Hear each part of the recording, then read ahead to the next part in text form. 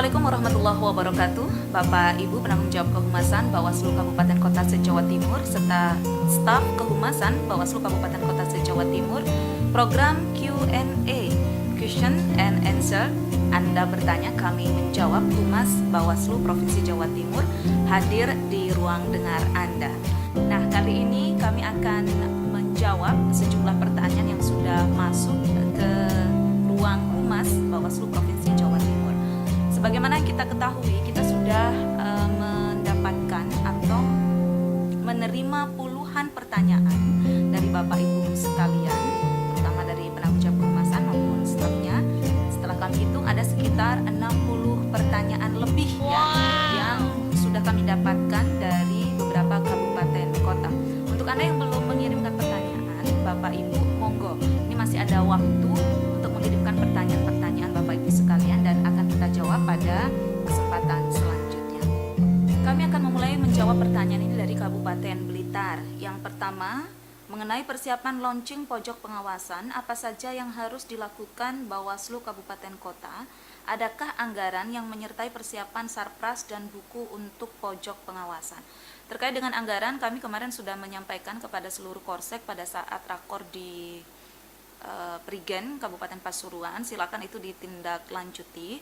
Dan kemudian apa saja yang harus dipersiapkan? Yang pertama harus MOU terlebih dahulu atau MOA ya dengan lembaga-lembaga yang ada di Kabupaten Blitar.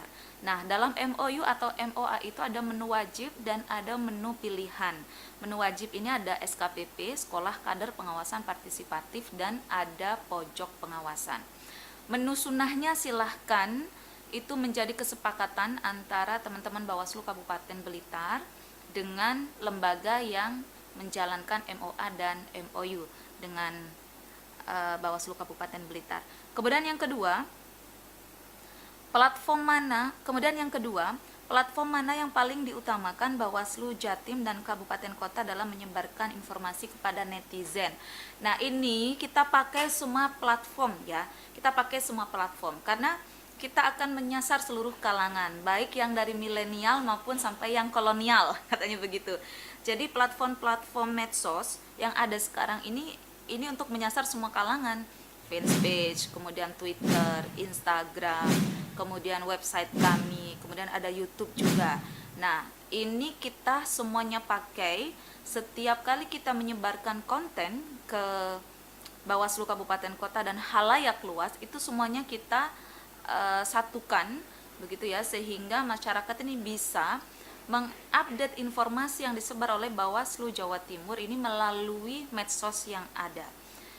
Kemudian dari Kabupaten Bojonegoro, bagaimana menghadapi komentar dalam media sosial lembaga? Apakah semua komentar harus dijawab meskipun jawaban cuma dengan icon atau bagaimana?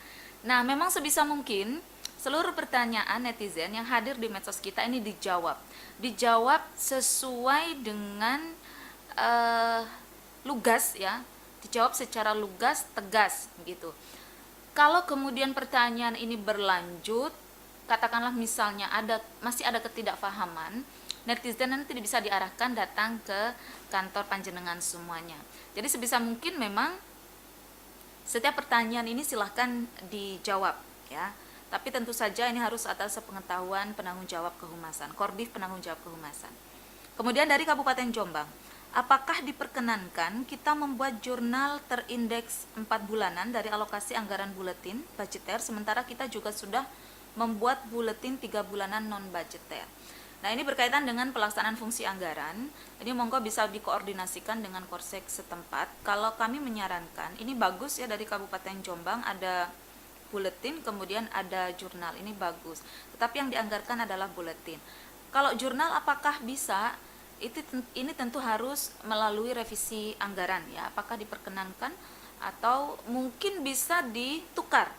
Jadi yang jurnal non budgeter, kemudian yang buletin budgeter, karena yang buletin sudah ada anggarannya. Kemudian dari Kabupaten Kediri,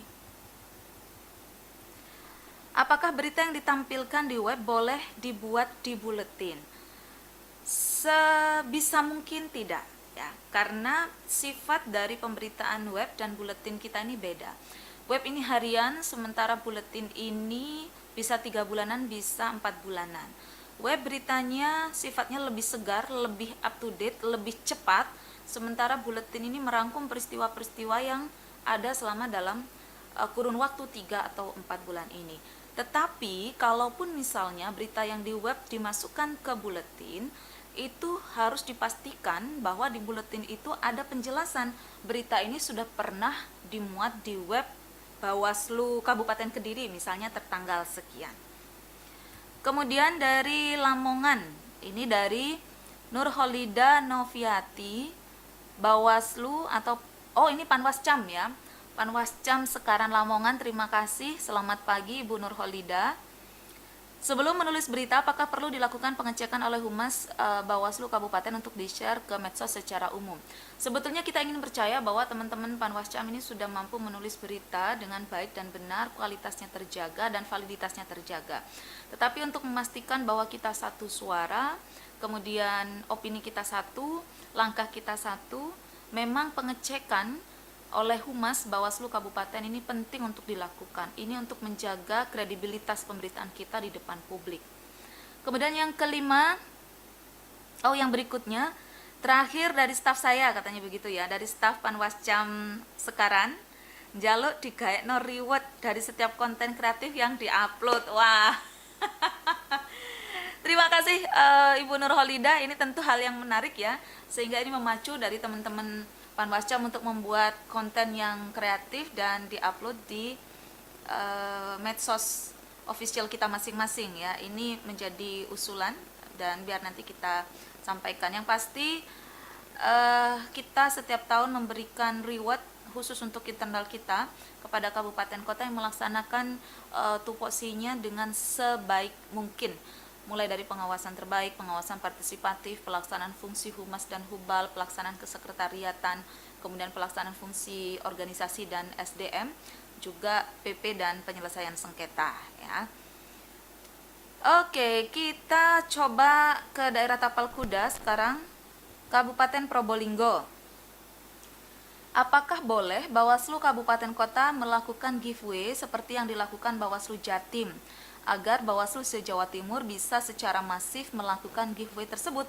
Dengan demikian, kita Bawaslu Jatim bisa sosialisasi pengawasan partisipatif melalui media sosial secara bersamaan, dan tema bisa ditentukan Bawaslu Jatim. Ini yang saya tunggu sebetulnya. Ketika kita melakukan Bawaslu Jatim giveaway, baik yang turun ke masyarakat maupun yang melalui medsos yang offline ya, melalui yang online ya, online dan offline kita lakukan dua-duanya. Ini bisa diikuti oleh teman-teman kabupaten kota. Silakan teman-teman Kabupaten Probolinggo kalau mau melakukan ini, itu bagus ya, untuk secara masif menyebarkan kepada masyarakat tentang pentingnya pengawasan partisipatif. Karena yang kita tahu jumlah pengawas kita ini sedikit ya, tanpa ada masyarakat jadi kita tidak akan bisa optimal mengawasi. Meskipun sejauh ini dari hasil kompilasi angka temuan maupun laporan ini ternyata masih banyak temuan. Artinya keberadaan Bawaslu atau pengawas pemilu ini masih sangat dibutuhkan ya. Silakan dilakukan, itu bagus kalau misalnya dilakukan. Untuk tema tidak perlu ditentukan oleh Bawaslu Jawa Timur. Teman-teman kabupaten kota bisa melakukannya sendiri, bisa dengan kebutuhannya, melihat kebutuhan teman-teman kabupaten kota, isu apa dan tema apa yang akan diangkat, itu tentu teman-teman kabupaten kota lebih paham. Dari Probolinggo kita coba ke daerah Mataraman ya, Ponorogo. Dalam menjalankan fungsi dan tugas kehumasan, berapa personil staf yang terlibat di Bawaslu Jawa Timur? Dan kalau boleh tahu, apa saja bagiannya? Nah, staf humas dan hubal di Bawaslu Provinsi Jawa Timur ini ada 6 ya. Yang pertama yang sedang syuting bersama kita ini ada Mas Bagus, Ilham Bagus Priminanda. Ini memang bagian IT dan Mas Bagus ini yang bertugas untuk dan bertanggung jawab untuk mengisi konten kita. Kemudian ada Mas Krisna, fotografer kita yang bertugas mengkompilasi foto Bapak Ibu sekalian, sehingga kami di Humas ini punya insya Allah ya foto setiap komisioner Bawaslu Kabupaten Kota se-Jawa Timur.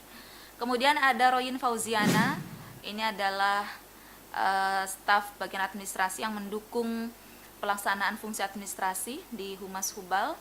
Kemudian ada Mas Tangguh. Ya, Mas Tangguh ini PIC Hubal. Jadi personal in charge Hubal yang berkaitan dengan MOU dan SKPP itu ada Mas Tangguh. Jadi kalau teman-teman Bawaslu Kabupaten Kota ingin koordinasi tentang MOU dan SKPP, silakan langsung ke Mas Tangguh ya.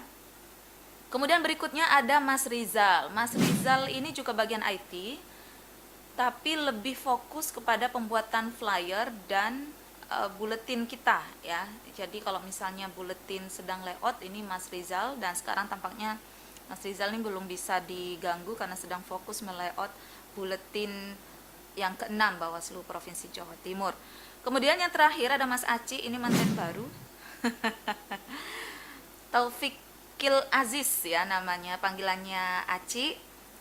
Nah, Mas Aci ini fokus pada penulisan. Jadi semua tulisan yang ada di Humas Bawaslu Jatim ini di bawah tanggung jawab Mas Aci ya. Dan juga Mas Aci ini bertanggung jawab pada penerbitan buku-buku yang akan dilakukan oleh Bawaslu Jawa Timur. Jadi nanti ensiklopedi, kemudian buku monografi untuk teman-teman kabupaten kota yang tidak pilkada, dan buku hasil pengawasan teman-teman kabupaten kota yang pilkada ini ada di bawah tanggung jawab Mas Aci. Kemudian yang kedua dari Ponorogo, dalam program SKPP Sekolah Kader Pengawasan Partisipatif, apa saja target jangka pendek dan jangka panjang dan kapan program tersebut dilaksanakan.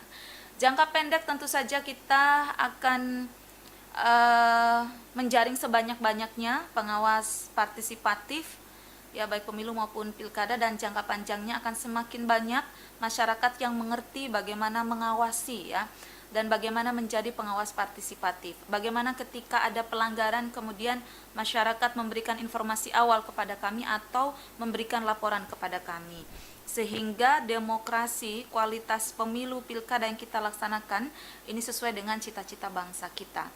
Itu Ponorogo. Kapan program tersebut dilaksanakan? Sebetulnya kan mau kita laksanakan Maret April ini ya, sesuai dengan surat edaran dari Bawaslu RI, tetapi kita semua sedang menghadapi pandemi global COVID-19 sehingga program ini terpaksa kita tunda. Kapan dilaksanakan tentu kita semua masih menunggu arahan dari pimpinan di Bawaslu RI. Yang terakhir kita coba agak ke selatan. Ini dari Kota Blitar. Bagaimana struktur arahan Pak Kasek terkait pembuatan struktur PPID di Bawaslu Kabupaten Kota, sementara di sisi lain Satker Bawaslu Kabupaten Kota belum terbentuk. Kalau memang struktur PPID harus dibuat, mohon arahan struktur yang benar seperti apa. Nah, Kota Blitar, kemarin kami diundang oleh Bawaslu Republik Indonesia, seluruh Bawaslu Provinsi, ini membicarakan tentang PPID. Memang arahnya nanti Bawaslu Kabupaten Kotanya akan membuat PPID mandiri. Sejauh ini di Jawa Timur, kabupaten kota ini masih menjadi unit layanan PPID ya. Jadi PID, loket untuk permohonan informasi ini ada di Bawaslu Kabupaten Kota, tetapi yang memproses tetap ada di Bawaslu Provinsi Jawa Timur. Kedepan arahnya ini akan membentuk PPID mandiri, PPID sendiri di Bawaslu Kabupaten Kota. Kapan dan bagaimana tentu pimpinan Bawaslu Republik Indonesia sedang membuat edarannya, jadi ditunggu saja. Tapi mulai sekarang silakan dipersiapkan, karena untuk memenuhi standar PPID Kabupaten Kota ini sudah cukup sebetulnya ya, minimal ada 2 PNS, yaitu Korsek dan Bendahara. Nah, untuk strukturnya seperti apa itu sudah ada di Perbawaslu PPID. Silakan bisa dicek di sana, Perbawaslu 10 2019. Kota Blitar ya, dipersiapkan saja ya untuk Bapak Ibu, terutama kabupaten kota PPID-nya ini sudah akan mengarah ke PPID sendiri di kabupaten kota, tidak lagi ikut provinsi. Yang kedua, jika ada permintaan data dari Bapak Paslon atau Paslon, mekanismenya apakah Bawaslu Kabupaten Kota bisa langsung menyampaikan jawaban atau permintaan data itu disampaikan terlebih dahulu ke provinsi? Ya, sejauh ini memang karena kabupaten kota ini PPID-nya masih menginduk ke provinsi, jadi kabupaten kota hanya sebagai loket. Nanti permohonan informasi ini silakan diteruskan ke provinsi dan nanti provinsi yang akan menjawab kepada pemohon. Saya kira begitu ya untuk Kota Blitar, dan tentu saja khusus untuk PPID kita semua masih menunggu arahan dari Bawaslu Republik Indonesia ya. Insya Allah akan ada surat edarannya. Itu yang disampaikan oleh pimpinan kita kemarin ketika rapat koordinasi di Jakarta. Nah, Bapak Ibu sekalian, itu tadi beberapa pertanyaan yang kita jawab pada kesempatan kali ini. Sekali lagi, untuk yang belum dijawab pertanyaannya karena memang banyak sekali yang masuk, kita akan jawab pada pertemuan berikutnya ya. Dan jangan lupa Anda semua Bapak Ibu Korbdiv, penanggung jawab kehumasan maupun staf kehumasan tetap jaga kesehatan, tetap pakai SOP untuk pencegahan COVID-19. Kita tetap bekerja dari rumah, tetapi kalau harus keluar rumah karena kemendesakan ya, karena keterpaksaan misalnya, jangan lupa pakai masker, bawa hand sanitizer ya. Kemudian sering-seringlah cuci tangan dengan sabun. Dan Bapak Ibu sekalian, juga sahabat Bawaslu, jangan lupa follow akun medsos kami di bawah ini, pantau terus setiap hari karena setiap hari akan ada berita-berita terbaru ya. Dan kami pamit undur diri, kita akan bertemu lagi pada Q&A Humas Bawaslu Jawa Timur episode berikutnya. Terima kasih. Wassalamualaikum warahmatullahi wabarakatuh.